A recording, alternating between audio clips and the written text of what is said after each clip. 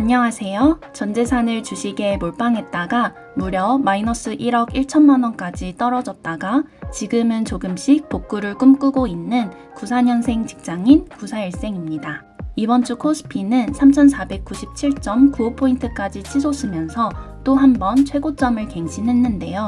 하지만 이후 3거래일 연속 하락을 보이면서 지금은 3,300포인트대까지 내려왔습니다.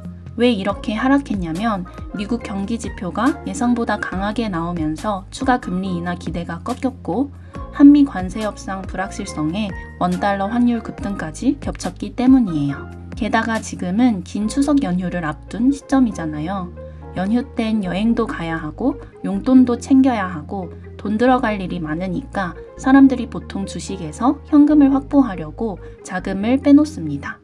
특히 이번처럼 10일이나 쉬는 긴 연휴라면 주식을 사두면 그 기간 동안 돈이 묶이니까 거래량이 줄고 주가가 빠질 확률도 높을 수밖에 없죠. 하지만 증시라는 게 한 번에 쭉 오르기만 하는 경우는 잘 없잖아요. 가더라도 꼭 이렇게 조정을 주고 올라가는 법이더라고요. 그래서 저는 오히려 지금이 기회라고 생각합니다. 실적 개선이 뚜렷하거나 정책 모멘텀을 받는 업종, 예를 들어 반도체, AI, 바이오, 소프트웨어 같은 종목들은 지금 눌림목이 좋은 매수 기회가 될 수 있다고 보고 있어요. 지난주에는 5년 동안 물려있던 에어부산을 결국 마이너스 60%, 약 마이너스 1,500만 원 손실로 손절했었는데요.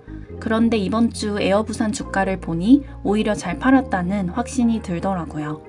제가 2,000원대에서 매도했는데 지금은 1,956원까지 내려갔습니다. 에어부산을 정리하고 나니 제 다이소 종목들을 줄이고 한 종목에 집중하고 싶은 마음이 생겼는데요.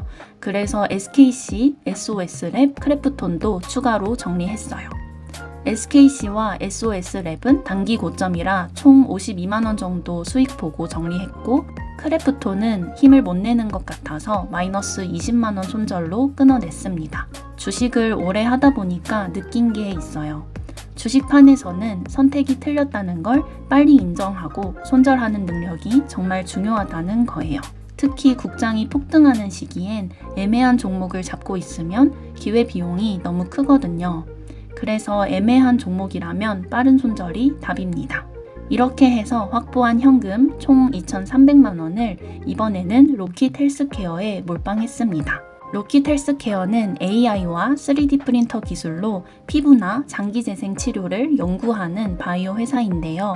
올해 첫 연간 흑자 달성 기대감도 있고 4분기부터 본격 매출이 시작된다는 뉴스가 나와 매수했습니다. 실적은 배신하지 않잖아요. 게다가 차트를 보니 급등 후에 옆으로 기는 구간이라 추가 상승 여력도 있다고 판단했어요. 9월 17일 금리 인하에도 바이오 섹터는 아직 덜 올라서 이제 바이오 차례다 라는 생각도 들었고요.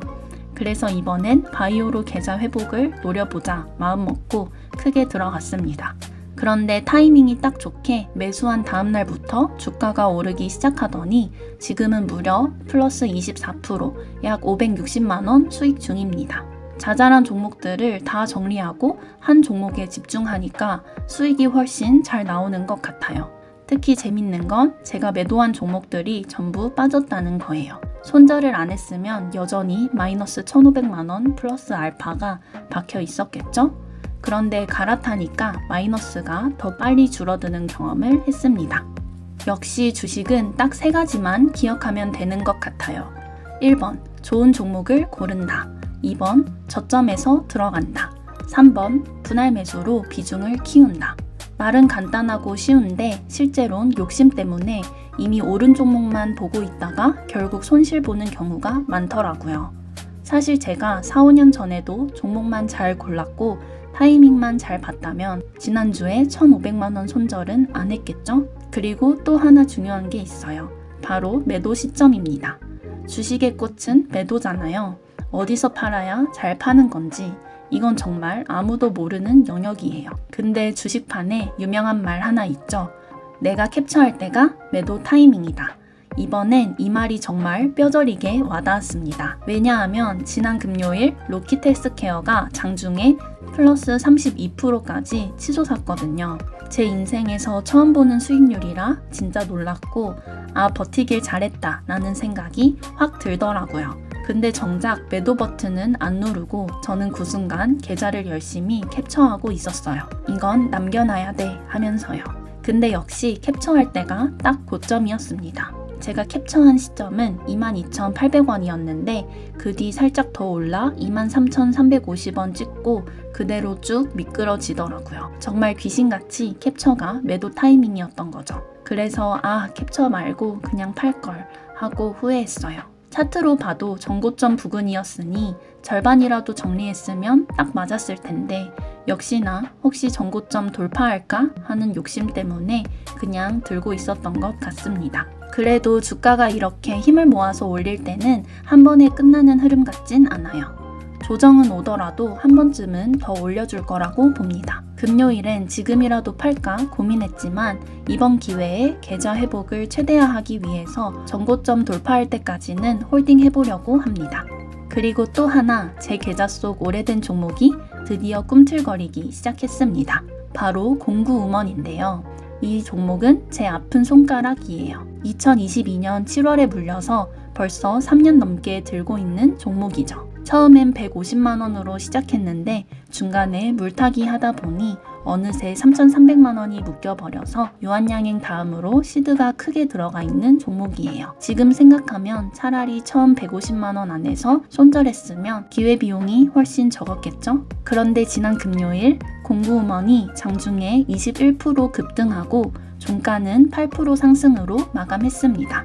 이 종목 특징이 재미있는데요. 평소 거래량이 거의 없지만 한 번 치고 올라올 때마다 항상 윗꼬리를 길게 달아요. 근데 이번엔 10%대 상승 구간에서 꽤 오래 버티더라고요. 그래서 이번엔 좀 다른가 싶어서 홀딩했었는데 역시나 였습니다.